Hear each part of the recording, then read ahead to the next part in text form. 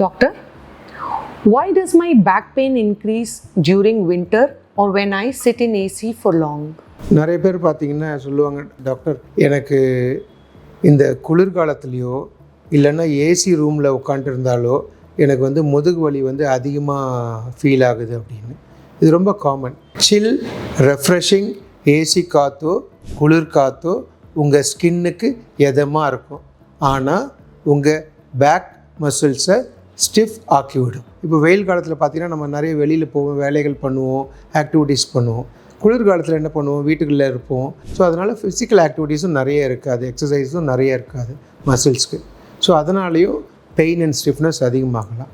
மூணாவது பார்த்திங்கன்னா, வெயில் காலத்தில் எப்போவுமே நமக்கு தண்ணி தாகம் எடுக்கும், ஆனால் குளிர்காலத்தில் உங்களுக்கு தண்ணி தாகம் இருக்காது.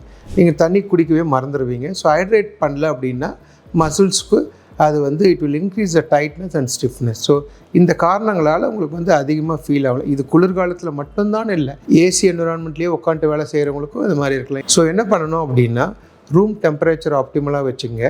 வீட்டுக்குள்ளாரையோ இல்லை க்ளோஸ்ட் என்விரான்மெண்ட்குள்ளேயோ சிம்பிளாக வாக்கிங் எக்ஸசைஸ், மசில் எக்ஸசைஸ் பண்ணுங்கள். ஸோ இந்த மசில்ஸ் எக்ஸசைஸ் பண்ணும்போது அதுலேருந்து வர heat will warm your body. லாஸ்ட்டாக என்ன சொல்ல விரும்புகிறோம் அப்படின்னா, ஹீட் பேக்ஸ், ஹாட் ஃபெர்மெண்டேஷன் சொல்லுவோம். சுடு தண்ணி ஒத்தனை கொடுக்கலாம் எங்கே வலி இருப்பாங்க, இல்லை ஒரு சுடு தண்ணி வச்சு குளித்தாலும் உங்களுக்கு வந்து எதமாக இருக்கும்.